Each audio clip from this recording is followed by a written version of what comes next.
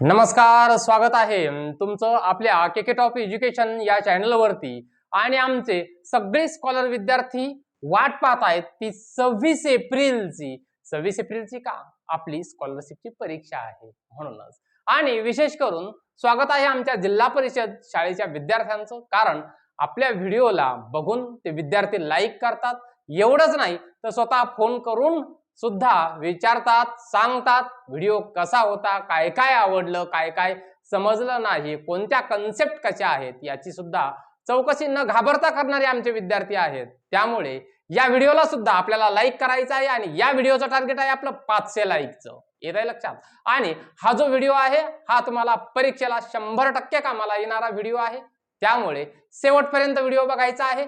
तर चला, बऱ्याच विद्यार्थ्यांची ही मागणी होती की सर आम्हाला गणिताचा व्हिडिओ पाहिजे। घ्या, तुमच्यासाठी घेऊन आलोय गणिताचा व्हिडिओ।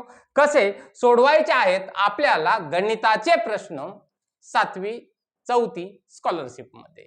तर चला, प्रश्न काय विचारलेला आहे?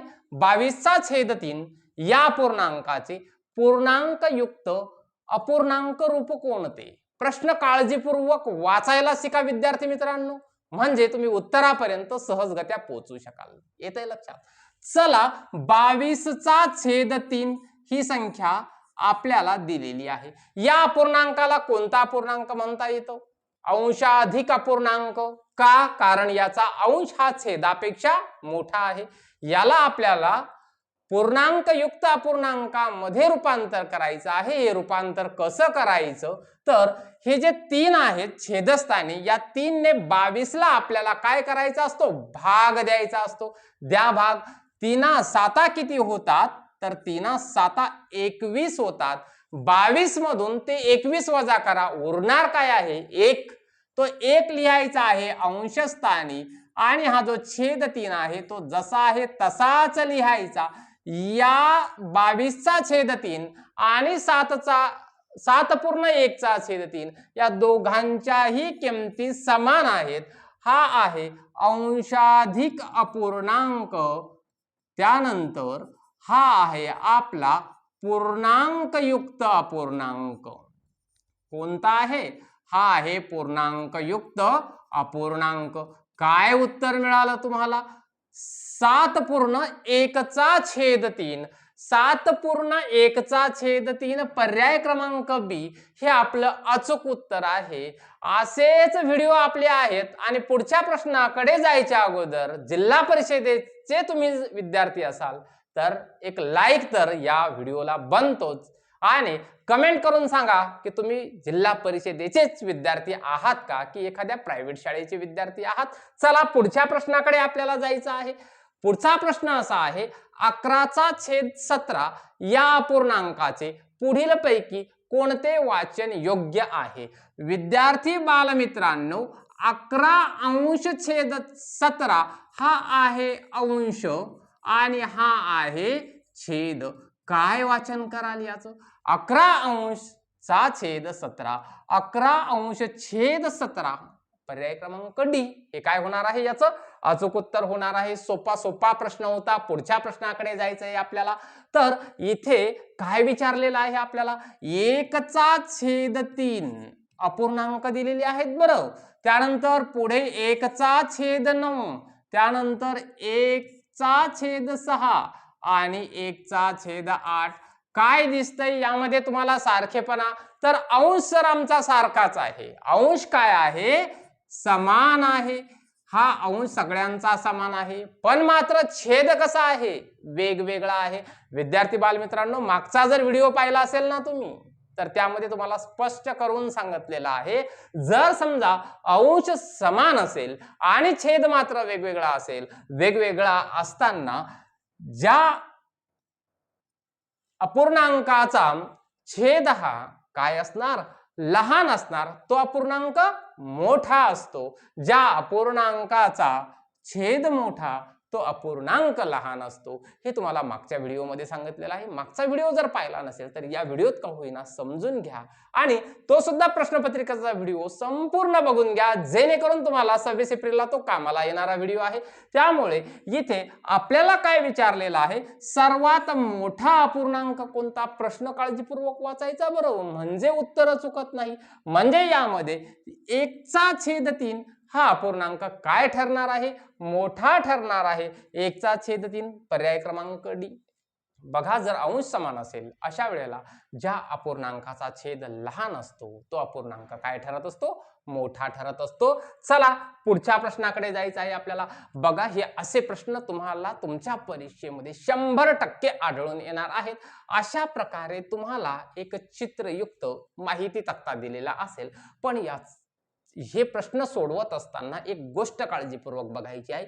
फक्त चित्र मोजून भागणार नाही आपलं, तर आपल्याला इथं प्रमाण नावाची एक गोष्ट दिलेली असते. हे प्रमाण समजून घ्यायचं काय आहे. सुरुवातीला प्रश्न वाचूयात.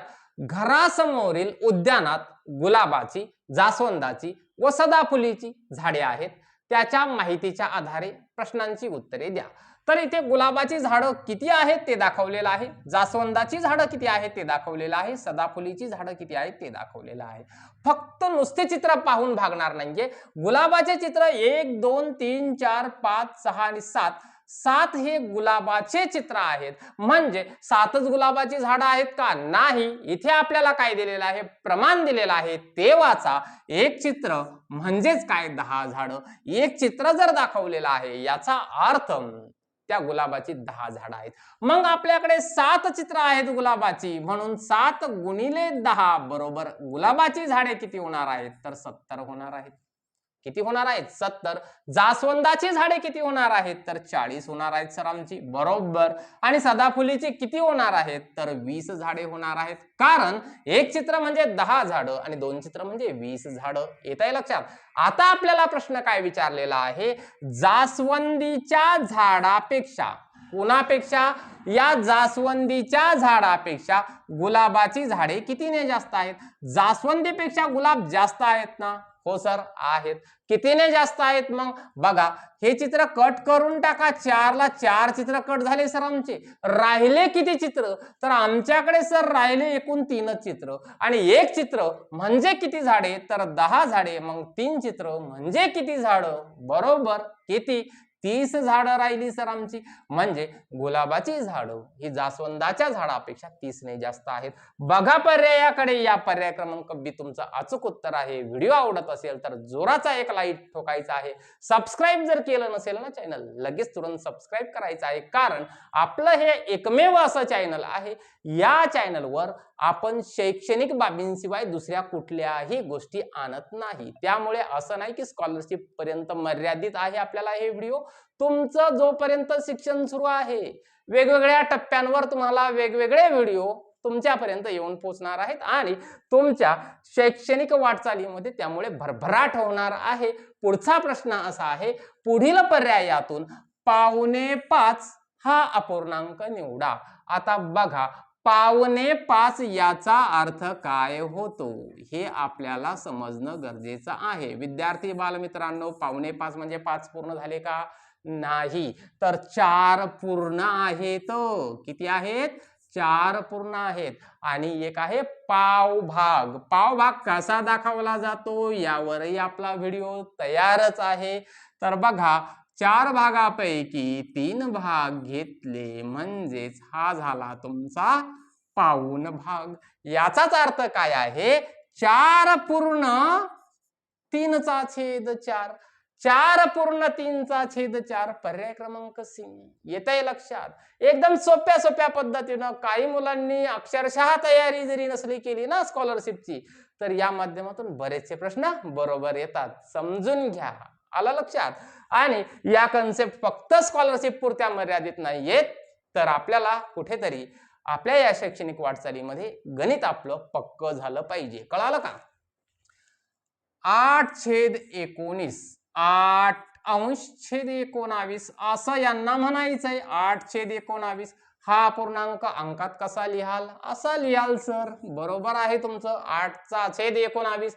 8/19 पर्याय क्रमांक बी हे अचूक उत्तर आहे आमचं.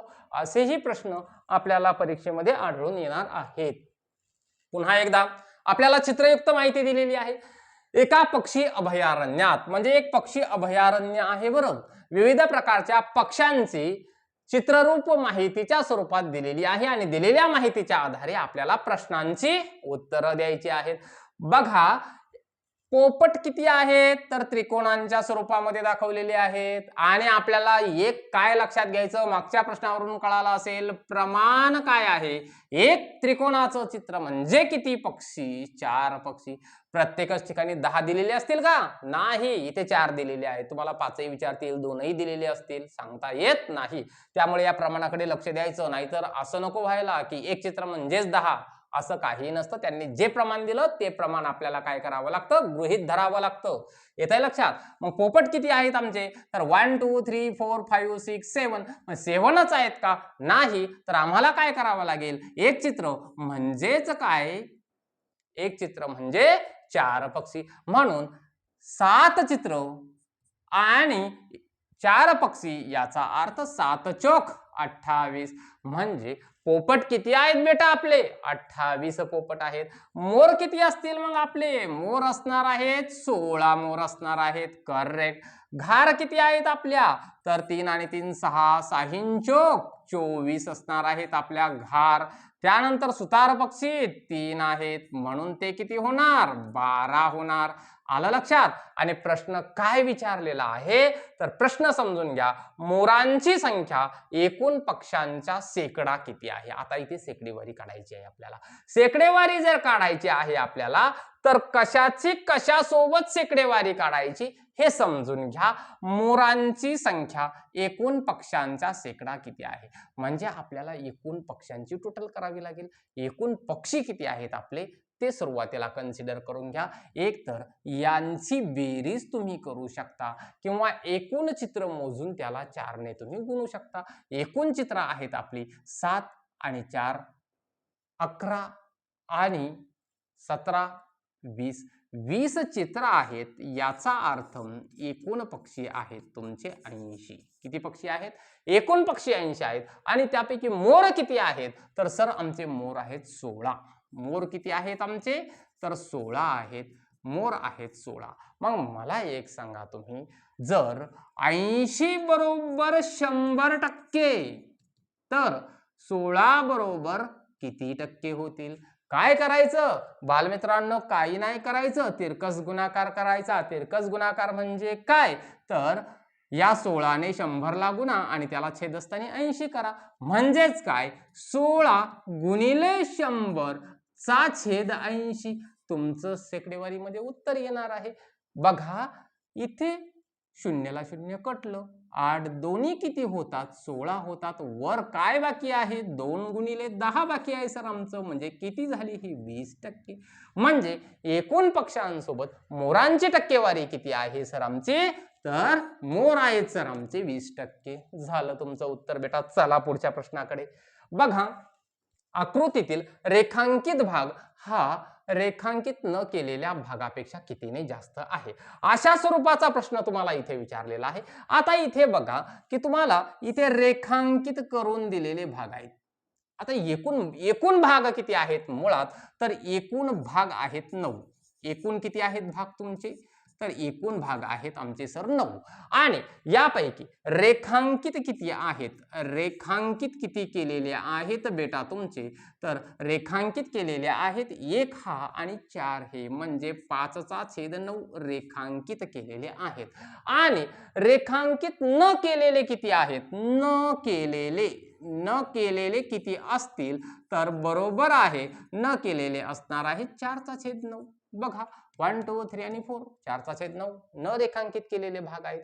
आणि आपल्याला काय विचारलं? तर आकृतीतील रेखांकित भाग हा रेखांकित न केलेल्या भागापेक्षा कितीने जास्त आहे? कितीने जास्त आहे याचा अर्थ या रेखांकित मधून न रेखांकित भाग आपल्याला काय करायचे?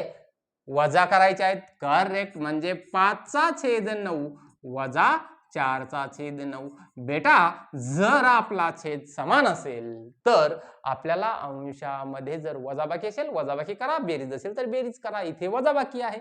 सो 5 - 4/9 म्हणजेच काय 1/9. 1/9 उत्तर आमचं बरोबर आहे का? यस बेटा तुमचं उत्तर बरोबर आहे. व्हिडिओ आवडत असल्यास अजूनही लाईक केलं नसेल तर लाईक करा, कारण पुढेही 26 एप्रिलच्या अगोदर आपले व्हिडिओ असेच येत राहणार आहेत. चला पुढे. आता इथे असं दिलेलं आहे 7/8 हा एक अपूर्णांक दिलेला आहे. हा अपूर्णांक कोणता अपूर्णांक आहे? छेदाधिक अपूर्णांक आहे. त्यानंतर 1/8, त्यानंतर 3/8, त्यानंतर पुढचा अपूर्णांक कोणता आहे? 5/8. काय दिसतंय बेटा यामध्ये तुम्हाला सारखं सारखं? तर यामध्ये छेद समान दिसतोय सर आम्हाला. तर अपूर्णांक उतरत्या क्रमाने लिहिले असता येणाऱ्या दुसऱ्या व तिसऱ्या अपूर्णांकाची बेरीज किती? हे जे अपूर्णांक आहेत हे आपल्याला उतरत्या क्रमाने लिहायचे. उतरत्या क्रमाने लिहित असताना सुरुवातीचा अपूर्णांक कोणता असणार आहे? तर सुरुवातीचा अपूर्णांक हा मोठा अपूर्णांक असणार आहे. मग आम्हाला हे ठरवावं लागेल यातील सर्वात मोठा अपूर्णांक कोणता. जर छेद समान असेल तर ज्या अपूर्णांकाचा अंश मोठा तो अपूर्णांक मोठा असतो. मग सगळ्यात मोठा अंश असलेला अपूर्णांक 7/8 आहे सर आमचा. बरोबर हा पहिल्या स्थानावर येणार आहे, कारण आम्हाला उतरता क्रम लावायचा आहे.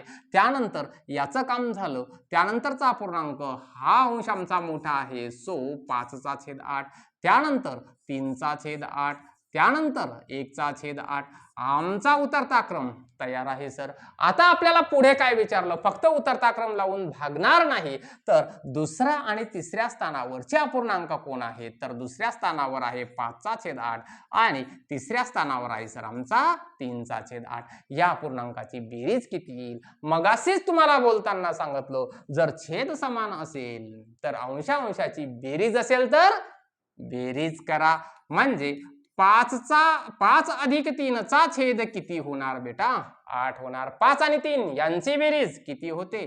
तर 8 होते. आता मला सांगा 8/8 याचा अर्थ काय आहे? 8 ने 8 ला भाग द्या. 8 1 8. उत्तर आलं 1. आणि 1 म्हणजे पर्याय क्रमांक ए हे तुमचं अचूक उत्तर होणार आहे बेटा या प्रश्नासाठी. चला पुढच्या प्रश्नाकडे आपल्याला जायचं आहे. तर इथे प्रश्न काय विचारलेला आहे? इथे 8 दिलेले आहे, छेदस्थानी एक चौकोन दिलेला आहे, अधिक इथे 7 दिलेले आहेत, अगेन छेदस्थानी तुम्हाला चौकोन दिलेला आहे, म्हणजे त्यामध्ये काहीतरी संख्या आहे. बरोबर 1. बरोबर काय? 1.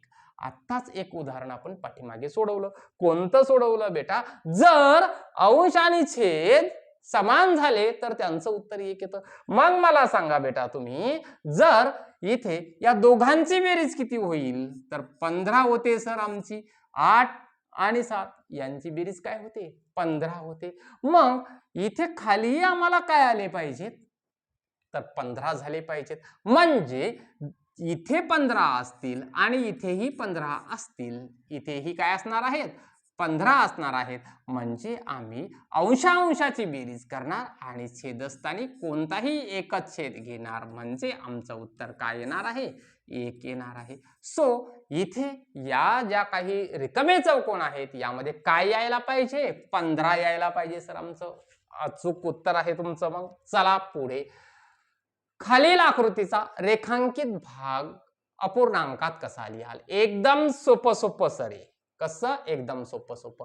एकूण किती आहेत? 1 2 3 4 आणि 5. 5 म्हणजे काय? एका आकृतीचे 5 भाग केलेले आहेत आणि रेखांकित केलेले भाग किती आहेत? तर हा एक भाग रेखांकित, दुसरा भाग रेखांकित, तिसरा भाग रेखांकित. तो गेला अंशामध्ये.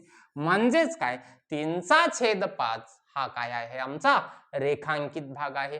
कमेंट करून तुम्ही मला सांगायचं आहे न रेखांकित भाग किती आहे हे तुम्ही कमेंट करून सांगायचं, म्हणजे मला लक्षात येईल की तुम्हाला अपूर्णांक व्यवस्थित कळाले आहेत की नाही. चला पुढच्या प्रश्नाकडे बघा. इथे सूचना दिलेली आहे, खालील चित्ररूप माहितीच्या आधारे प्रश्नांची उत्तरं द्या. म्हणजे मगाशी ज्या पद्धतीने आपण प्रश्न पाहिले त्याच पद्धतीने.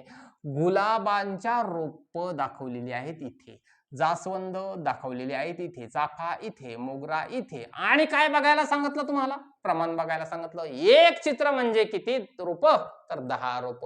म्हणजे गुलाब किती आहेत? 10 आहेत सर आमचे. जास्वंद किती आहेत? मग 40 आहेत सर आमचे. चाफे किती आहेत? तर 20 आहेत सर आमचे. आणि हे सुद्धा मोगरा सुद्धा 20 आहे आमचे. मग काय म्हटलेलं आहे, जास्वंद, चाफा, मोगरा यांची एकूण रोपे किती आहेत? कोण कोण? जास्वंद, चाफा आणि मोगरा. एकूण चित्र मोजा बेटा किती आहेत? हे 4 आणि हे 4 किती झाले? 8. 8 गुणिले किती मग? 10. 8 गुणिले 10 होतात 80. सो 80 काय आहे? आमचं अचूक उत्तर आहे सर. चला पुढच्या प्रश्नाकडे जायचंय आपल्याला.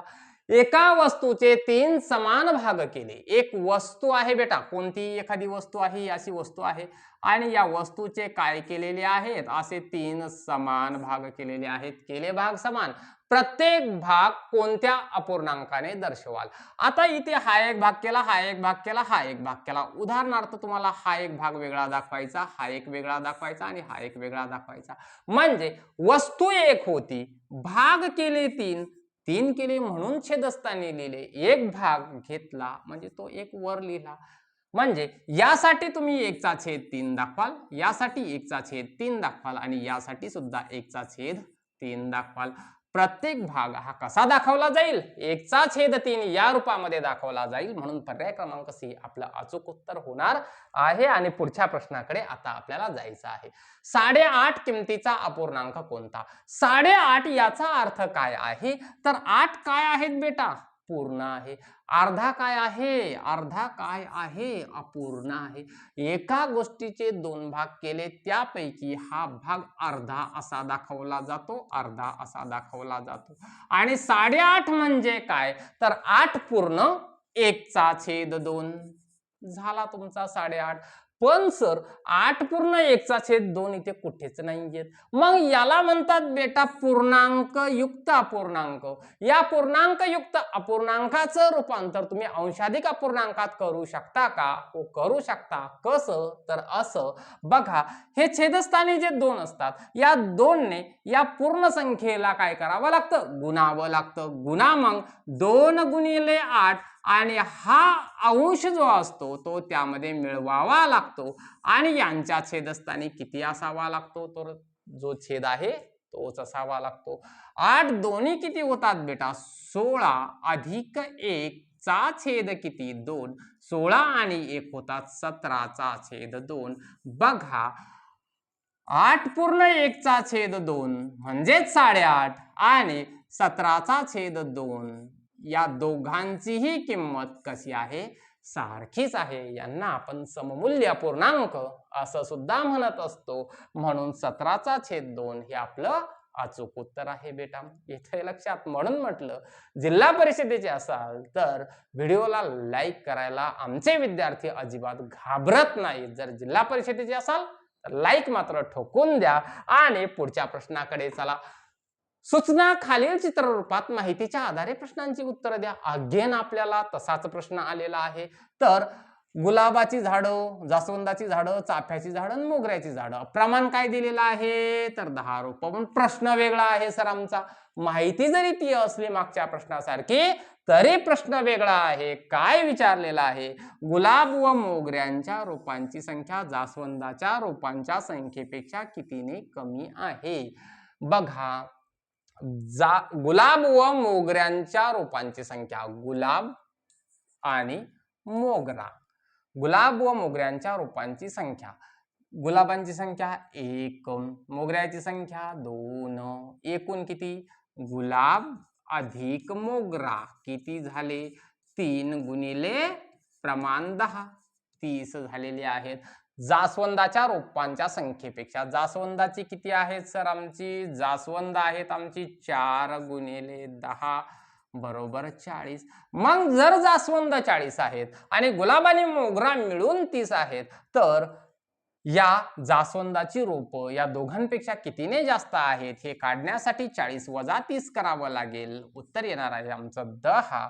सो 10 हे आमचं अचूक उत्तर होतंय. या पद्धतीचे प्रश्न निश्चित रूपाने आपल्याला बघायला मिळणार आहेत. आणि या प्रश्नाकडे लक्ष द्या. पुढीलपैकी चुकीच्या पद्धतीने लिहिलेला अपूर्णांक कोणता?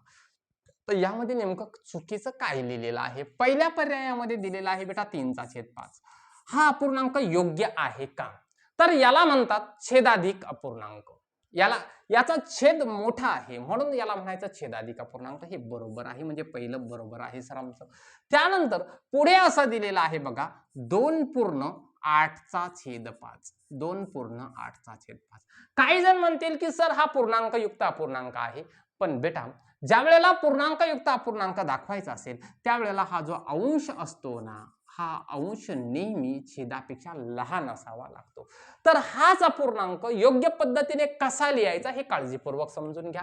बघा याचे खरे व्हॅल्युएशन काय होणार आहे? 5 दोन्ही 10, 10 आणि 8 18, 18/5 हा एक अंशाधिक अपूर्णांक आहे. आणि याला जर पूर्णांक युक्त अपूर्णांकामध्ये तुम्हाला रूपांतरित करायचं असेल तर काय करणार आहात? 5 ने कुणाला भाग देणार? 18ला भाग देणार. बरोबर 5 त्रिक 15 आणि खाली किती उरलेले आहेत? 18 मधून 15 गेले, 3 उरलेले आहेत. या पद्धतीने हा अपूर्णांक लिहिणं अपेक्षित होतं. 3.3/5 न की 2.8/5. म्हणून पर्याय क्रमांक बी हे चुकीचं आहे. हा आहे तुमचा अंशाधिक अपूर्णांक 18/5 आणि 3.3/5 हे बघा या पद्धतीने लिहिला जातो. पूर्णांकयुक्त अपूर्णांक याचा अंश हा छेदापेक्षा लहान असतो. येते लक्षात. तर तुम्हाला असे ज्ञानयुक्त भाग आपल्या व्हिडिओमधून नक्कीच बघायला मिळत असतात. म्हणून म्हटलं लाईक करून ठेवा, सबस्क्राईब केलं नसेल तर सबस्क्राईब करून ठेवा. कारण प्रत्येक व्हिडिओ आपला काय असतो? फक्त आणि फक्त एज्युकेशनल गोष्टींवर चर्चा करणारा व्हिडिओ असतो, जेणेकरून तुम्हाला स्कॉलरशिपला तुमच्या शाळेमध्ये या गोष्टी उपयोगाला येतीलच. त्यानंतर पुढे प्रश्न आहे 26/9 बरोबर 2. इथे एक चौकट दिलेली आहे बेटा तुम्हाला आणि छेद 9. बघा याचा अर्थ काय आहे? दोन्ही अपूर्णांक हे सममूल्य आहेत. सममूल्य आहेत याचा अर्थ काय? छेद तर समानच आहे, म्हणजे अंशही कसे असावे लागतील बेटा? समानच असावे लागतील. म्हणजे या चौकोनात काय यायला पाहिजे? 26ला समान काय असणार? सर 26च असणार ना. मग या चौकोनामध्ये काय असणार? तर चौकोनामध्ये 6 असणार आहेत आमचे. 6 काय असणार आहेत? 6 असणार आहेत. एवढं सोपं. एवढे सोपे क्वेश्चन कधी कधी विचारले जातात आणि घाई गडबडीमध्ये आपले ते क्वेश्चन चुकायला नको म्हणून बारकाव्यानं आपण काय करायचं असतं बेटा? प्रश्न काळजीपूर्वक वाचायचा असतो. बघा 2/4 आणि इथे तुम्हाला कंपॅरिझन साठी एक बॉक्स दिलेला आहे 3/4. या दोन अपूर्णांकाच्या मधील रिकाम्या चौकटीत खालीलपैकी कोणते चित्र येईल? बरोबर आहे का? याला म्हणतात ग्रेटर दॅन. हे काही आपल्याला कंपॅरिझन मध्ये नसतंच हे चिन्ह. त्यानंतर याला म्हणतात लेस दॅन. कंपॅरिझन हे 3 टाईपने होत असतं बेटा. इक्वल टू, त्यानंतर greater than, than less than. या पद्धतीने आपण काय करत असतो? संख्यांचं कंपॅरिझन करत असतो. मग आपल्याला मला एक तुम्ही सांगा 2/4 आणि 3/4 यापैकी कोण मोठा आणि कोण लहान? हे जर आपल्याला लवकर कळत नसेल, कारण छेद काय आहे? समान आहेत. छेद समान आहेत म्हणजे अंश ज्याचा मोठा तो अपूर्णांक मोठा. सो 3/4 हे मोठे आहेत कोणापेक्षा? 2/4 पेक्षा. म्हणून पर्याय क्रमांक अशीच आकृती कुठे आहे? इथे आहे. पर्याय क्रमांक डी हे याचं अचूक उत्तर होणार आहे. येतंय लक्षात? चला पुढे प्रश्न आहे 26/31 दिलेले आहेत सर आम्हाला. त्यानंतर 26/33 दिलेले आहेत आम्हाला. त्यानंतर 26/35 दिलेले आहेत आम्हाला. त्यानंतर आणखी काय दिलेले आहे? 26/30 दिलेले आहेत. आणि शेवटचा एक असा अपूर्णांक दिलेला आहे 26/29. 26/29 काय दिसतंय बेटा यामध्ये? अंश आमचे समान आहेत, छेद वेगवेगळे आहेत. हे अपूर्णांक चढत्या क्रमाने लिहिले असता येणारा मधला अपूर्णांक आणि उतरत्या क्रमाने लिहिले असता येणारा मधला अपूर्णांक यांच्यातील फरक किती? बघा सुरुवातीला हे अपूर्णांक आपण चढत्या क्रमाने लिहूयात, नंतर बाकीचं बघूयात. तर बघा यामध्ये आपले अंश समान आहेत. अंश समान असताना अंश समान जर असेल म्हणजे इथे 26 अंश आहे, इथेही 26 अंश आहे, तर ज्याचा छेद लहान तो अपूर्णांक कसा असणार आहे? मोठा असणार आहे. आणि ज्याचा छेद मोठा तो अपूर्णांक कसा असणार आहे? लहान असणार आहे. मग आपल्याला पहिल्यांदा काय करायचं आहे? तर हे अपूर्णांक जे आहेत हे आपल्याला चढत्या क्रमाने लिहायचे आहेत. चढत्या क्रमाने लिहित असताना आपण काय करणार? सगळ्यात लहान अपूर्णांक अगोदर घेणार आहोत. मग सगळ्यात लहान अपूर्णांक कोणता असणार आहे? अंश ज्याचा अंश समान आहेत म्हणून ज्याचा छेद लहान तो अपूर्णांक मोठा होणार. ज्याचा छेद मोठा तो अपूर्णांक लहान. मग छेद मोठा कुठे आहे? तर आमचा छेद सर पहिला इथे मोठा आहे, म्हणून हा अपूर्णांक सगळ्यात लहान आहे. त्यानंतरचा अपूर्णांक चढत्या क्रमाने जातोय बरं आपण. 26चा छेद कोण येणार? तर 33 येणार. त्यानंतर कोण येणार? तर 26चा छेद 31 येणार. त्यानंतर कोण येणार आमचा? तर 26चा छेद 30 येणार सर आमचा. त्यानंतर कोण येणार? तर शेवटी येणार आहे 26चा छेद 29. हा सगळ्यात मोठा अपूर्णांक आहे. हा आहे बेटा तुमचा चढता क्रम. कोणता क्रम आहे? चढता क्रम. आता हुशार विद्यार्थी मला लगेच सांगतील उतरता क्रम कसा लावायचा? सर इकडून इकडे हा आमचा उतरता क्रम आहे. सोपा आहे. म्हणजे उतरता क्रम लावण्याची गरज आहे का आता? नाही. आणि काय म्हटलेलं आहे? या चढत्या क्रमातला मधला अपूर्णांक हा आहे. चढत्या क्रमातून मधला अपूर्णांक 26चा छेद 31. उतरत्या क्रमातून मधला अपूर्णांक 26चा छेद 31. आणि चढत्या क्रमाने जात असताना मधला अपूर्णांक 26चा छेद 31 आणि उतरत्या क्रमाने येत असताना मधला अपूर्णांक 26चा छेद 31 यांची वजाबाकी किती होईल असं यात विचारलेलं आहे. फरक म्हणजे वजाबाकी. या 26चा छेद 31 मधून 26चा छेद 31 केले बेटा खाली उरणार आहे काय? फक्त 0. काय उरणार आहे? फक्त 0 उरणार आहे. म्हणून म्हटलं व्हिडिओ जर आवडत असेल तर लाईक करायचा आहे आणि जिल्हा परिषदेचे असाल तर नक्कीच लाईक कराल. खालीलपैकी सर्वात मोठा अपूर्णांक कोणता? ज्या वेळेला आपल्याला या पद्धतीने अपूर्णांक दिलेले आहेत आणि इथे आपल्याला विचारलेला आहे सगळ्यात मोठा अपूर्णांक. छेद काय आहे? समान आहे बेटा. सगळ्या अपूर्णांकांमध्ये छेद समान आहे आणि छेद समान असताना ज्याचा अंश मोठा तो अपूर्णांक काय असणार आहे?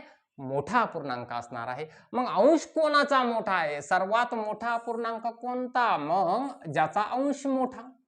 17चा छेद 16 हा अपूर्णांक काय असणार आहे? मोठा असणार आहे. आणि एक इथे लक्षात घ्या, थोडंसं शिकण्यासारख्याही काही गोष्टी आहेत. बघा हा कोणता अपूर्णांक आहे? छेदाधिक अपूर्णांक आहे. हा सुद्धा छेदाधिक अपूर्णांक आहे. हा सुद्धा छेदाधिक.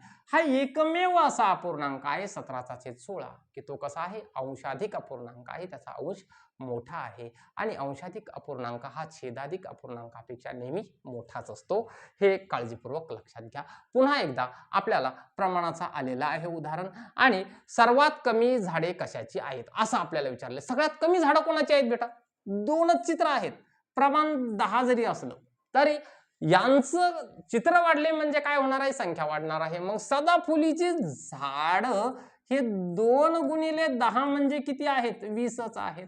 म्हणजे ही सगळ्यात कमी आहेत. कोणाची? सदाफुलीची झाड. एकदम सिंपल होतं हे. तर पुढील पर्यायापैकी अपूर्णांकाच्या रूपांतरणाची योग्य जोडी कोणती? बघा पहिलं दिलेलं आहे आपल्याला 6.5चा छेद 9 बरोबर 39चा छेद 9. असंच होतं का? मी तुम्हाला पूर्णांकयुक्त अपूर्णांकाचं रूपांतर अंशाधिक अपूर्णांकामध्ये कसं करायचं हे सांगितलेलं आहे. 9 ने कोणाला गुणणार आहात तुम्ही? 6ला. मग 9 सखी 54. 54 मध्ये जर तुम्ही 5 मिळवले तर किती होतात? 54 मध्ये 5 मिळवले तर सर आमचे 59 होतात. 59चा छेद 9 हा अंशाधिक अपूर्णांक तयार व्हायला हवा होता, न की 39चा छेद 9. म्हणून पहिलं होणार नाही. त्यानंतर 2.4चा छेद 5, 2.4चा छेद 5 करा बेटा पटकन अंशाधिक अपूर्णांकामध्ये रूपांतर. 5 दोन्ही 10 आणि 4 14चा छेद 5 व्हायला पाहिजे. आहे का 14चा छेद 5? 13चा छेद 5 दिलेला आहे, होणार नाही. त्यानंतर 3.7चा छेद 8 दिलेला आहे. 8 त्रिक किती होतात? 24 होतात. 24 मध्ये तुम्ही 7 मिळवले तर किती होणार आहेत? 31चा छेद 8. आहे का 31चा छेद 8? आहे 31चा छेद 8. म्हणून पर्याय क्रमांक सी काय होणार आहे? तुमचं अचूक उत्तर होणार आहे. पूर्णांकयुक्त अपूर्णांकाचं रूपांतर अंशाधिक अपूर्णांकामध्ये करता येणं आपल्याला गरजेचं आहे. खालीलपैकी लहान अपूर्णांक कोणता? तर लहान अपूर्णांक विचारलेला आहे आणि अंश काय दिलेले आहेत बेटा तुमचे? तर अंश दिलेले आहेत तुमचे समान अंश दिलेले आहेत. 5चा छेद 7 आणि 5चा छेद 17 काय आहेत? तुमचे अंश समान आहेत. लहान अपूर्णांक विचारलेला आहे. मग लहान कोणता असणार आहे? तर ज्याचा छेद काय असणार आहे? मोठा असणार आहे. तो अपूर्णांक कसा असणार? लहान असणार आहे. म्हणजे 5चा छेद 17 हा सगळ्यात काय होणार आहे? लहान अपूर्णांक होणार आहे. 5चा छेद 17 हा काय आहे? सगळ्यात लहान अपूर्णांक आहे. मोठा जर विचारला तर काय करणार आहात तुम्ही? तर ज्याचा छेद सगळ्यात लहान आहे तो अपूर्णांक तुमचा काय होणार आहे बेटा? तर सगळ्यात मोठा पूर्णांक होणार आहे. इथेही ते ऑब्झर्वेशन करा, हा जो आहे तो अंशाधिक आहे. बरोबर, काय आहे? अंशाधिक आहे. आणि अंशाधिक अपूर्णांक मी काय सांगितलेला आहे तुम्हाला, छेदाधिक अपूर्णांकापेक्षा नेहमी मोठाच असतो. पुन्हा एकदा चित्ररूप माहिती आलेली आहे आणि प्रश्न मात्र वेगळा आहे. पोपटांची संख्या सुतार पक्ष्यांच्या संख्येपेक्षा कितीने जास्त आहे? फोकस कशावर कराल तुम्ही? पोपट आणि सुतार पक्षी यांच्यावर कराल. पोपटांची संख्या सुतार पक्ष्यांच्या संख्येपेक्षा कितीने जास्त आहे? 3 कट झाले, 3 कट झाले, उरले किती? 4. प्रमाण किती आहे? 4चा आहे. कितीने जास्त झाले? 16ने जास्त झालेले आहेत. म्हणून पर्याय क्रमांक डी अचूक उत्तर होणार आहे. असा सराव जर करत राहिला तर स्कॉलरशिपला वेळ जाणार नाही आणि अचूक वेळेमध्ये तुमचा सगळा पेपर कंप्लीट 100% पूर्ण होईल, यात काही तीळ मात्र शंका राहणार नाही. दीड या अपूर्णांकाचे लेखन कसे कराल? दीड म्हणजे काय बेटा? तर 1 पूर्ण आणि अर्धा. 1 असा लिहिला जातो, अर्धा कसा लिहिला जातो? 1/2. हा झाला बेटा तुमचा दीड. 1 पूर्ण 1/2, 1 पूर्ण 1/2. पर्याय क्रमांक किती? तर पर्याय क्रमांक बी. यालाच तुम्ही अंशाधिक अपूर्णांकात कसं लिहाल? तर 2 ने 1 ला गुणाल, बेकबे त्यामध्ये 1 मिळवाल, 3/2. हा झाला तुमचा अंशाधिक अपूर्णांक. या दोघांची किंमत कशी आहे बेटा? समान आहे. तर 33/8 या पूर्णांकाचा पूर्णांकयुक्त अपूर्णांक कोणता? 33/8 या अपूर्णांकाचा पूर्णांकयुक्त अपूर्णांक करायचा आहे. म्हणजे 8 ने कोणाला भाग द्यायचा? 33 ला भाग द्यायचा. तर द्या 8 चोक किती होतात? 32 होतात. 33 मधून तुमचे 32 गेले तर राहतात किती बेटा? 1. म्हणून 1 आणि छेदस्थानी हा छेद 4 पूर्ण 1/8. 4 पूर्ण 1/8. पर्याय क्रमांक सी हे तुमचं अचूक उत्तर होणार आहे. त्यानंतर पुन्हा एकदा गुलाब, जास्वंद आणि सदाफुले आलेले आहेत आणि काय प्रश्न विचारलेला आहे? गुलाबाच्या झाडांची संख्या किती? सरळ सरळ प्रश्न विचारलेला आहे. गुलाबांच्या झाडांची संख्या किती? मोजा मग. तर किती आहेत? 7 आहेत. प्रमाण 10चं आहे. म्हणून किती झाडं झाली? 70 झाडं झालेली आहेत सर आमची गुलाबांची. 70 झालेली आहेत. यावरून जास्वंदाची झाडं किती? सदाफुलीची झाडं किती? हे पटकन आपल्याला काय करता आलं पाहिजे? काढता आलं पाहिजे. खालील अपूर्णांकाचा चढता क्रम कोणता? आपल्याला इथे काळजीपूर्वक आता लक्षात घ्यायचं आहे की 1/3 अपूर्णांक असे दिलेले आहेत बेटा. हा प्रश्न काळजीपूर्वक बघा. काय बऱ्याच मुलांना या प्रश्नांमध्ये खऱ्या अर्थानं गोंधळ होत असतो. कारण इथे काय केलेलं आहे? इथे अंशही वेगळा आहे, छेदही वेगळा आहे. इथे मात्र आपल्याला सममूल्य अपूर्णांक नाही, म्हणजे की अंश छेद समान नाहीयेत. त्यामुळे थोडासा गोंधळ होतो. मग यामध्ये कंपॅरिझन करायचं कसं असतं? कारण काही विद्यार्थ्यांनी मागच्या व्हिडिओमध्ये सुद्धा कमेंट केली होती की हे नेमकं कळालं नाही. या उदाहरणावरून समजून घ्या बेटा. बघा, ज्या वेळेला 1/3, 4/7, 9/11 आणि 6/7 कंपॅरिझन आपण कोणकोणत्या पद्धतीने करत असतो? तर is equal to, greater than आणि लेस दॅन या गोष्टी लक्षातच ठेवा बेटा. बघा, सुरुवातीला आपण हे पहिले 2 अपूर्णांक आहेत यांचं कंपॅरिझन करूयात. काय आहे? 1/3 आणि 4/7. यापैकी मोठा कोण हे ठरवायचं कसं? छेदावरून ठरवता येत नाही, अंशावरून ठरवता येत नाही. मग अशा वेळेला काय करायचं बेटा? हा जो अंश असतो या अंशाने या छेदाला तिरका गुणाकार करायचा असतो. या छेदाने या अंशाला तिरका गुणाकार करायचा असतो. तिरकस गुणाकार म्हणतात याला, क्रॉस मल्टिप्लाय. येतंय लक्षात? 1 ने तुम्ही 7 ला गुणलं तर काय होणार आहे? 1/7 7 होणार आहे. ते इथे लिहा. पहिल्या अंशाचे डाव्या बाजूला लिहा. या 3 ने या 4 ला गुणा, 3 चोक 12 होतात. मला एक सांगा तुम्ही, या कंपॅरिझन सारखं 7 मोठा की 12 मोठे? कोण मोठे? 12 मोठे. म्हणजे चिन्ह कोणतं येणार आहे? हे चिन्ह येणार आहे. ज्या दिशेला ओपन तोंड असतं ती संख्या मोठी असते. ज्या अर्थानं 12 मोठे आहेत म्हणजे 1/3 पेक्षा 4/7 हे कसे आहेत? मोठे आहेत. त्यानंतर आपण आता पहिल्या 2 अपूर्णांकाची तुलना केलेली आहे.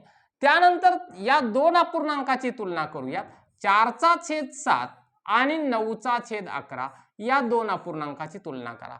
पहिल्या अंशाने गुणणार कोणाला आहात तुम्ही? तर छेदाला. 4 गुणिले 11 किती होतात? 44 आणि 9 7 63. कोण मोठा? 63 मोठा, म्हणून हा अपूर्णांक काय होणार आहे?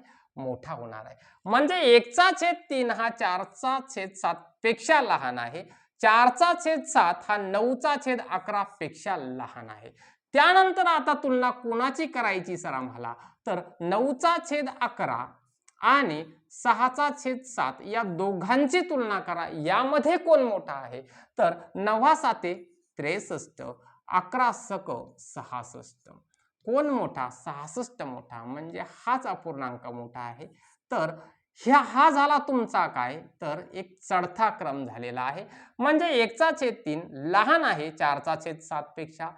हे 4/7 लहान आहेत 9/11 पेक्षा आणि 9/11 लहान आहेत 6/7 पेक्षा. तर हा एक तुमचा चढता क्रम झालेला आहे. खालील अपूर्णांकाचा चढता क्रम कोणता? हा आहे बेटा तुमचा चढता क्रम. सगळ्यात लहान अपूर्णांक हा, त्यानंतर हा, त्यानंतर हा, त्यानंतर सगळ्यात मोठा अपूर्णांक हा आहे. या पद्धतीने थोडीशी काही उदाहरणं घ्यायची, छोटे छोटे घ्या वाटल्यास, स्वतःच्या याने थोडीशी प्रॅक्टिस करा, क्रॉस मल्टिप्लिकेशन करण्याची आणि त्यामध्ये कंपॅरिझन करण्याचा नक्कीच तुम्ही काय करा? प्रयत्न करा आणि स्कॉलरशिपला चांगले गुण मिळवा. विद्यार्थी बालमित्रांनो, आपले आई वडील आपल्यासाठी कष्ट करतायत, त्यामुळे आपण चांगली मेहनत करणं, चांगलं नाव कमवणं हेच आपलं उद्देश आहे. त्यामुळे तुमच्यासाठी खास करून विद्यार्थ्यांचे बरेचसे फोन वगैरे येतात, त्यानंतर कमेंट्स वाचलेले असतात, त्यामुळे ही स्फूर्ती मिळते असे व्हिडिओज बनवण्याची. तुमच्याकडून फक्त अपेक्षा एवढीच आहे की लाईक करायचं आहे, आवडलं असेल तर आपल्या मित्रमंडळींना हा व्हिडिओ शेअर सुद्धा करायचा आहे, कारण आपल्यासारखेच काही मुलं अशाच गोष्टींची वाट पाहत असतात. तुमच्या नातेवाईकांमध्ये, मित्रमंडळींमध्ये हा व्हिडिओ जास्तीत जास्त शेअर करा. अजूनही लाईक केलं नसेल तर लाईक करा, सबस्क्राईब केलं नसेल तर आपल्या चॅनलला सबस्क्राईब करा. भेटूयात पुढच्या व्हिडिओमध्ये. तोपर्यंत जय हिंद, जय महाराष्ट्र.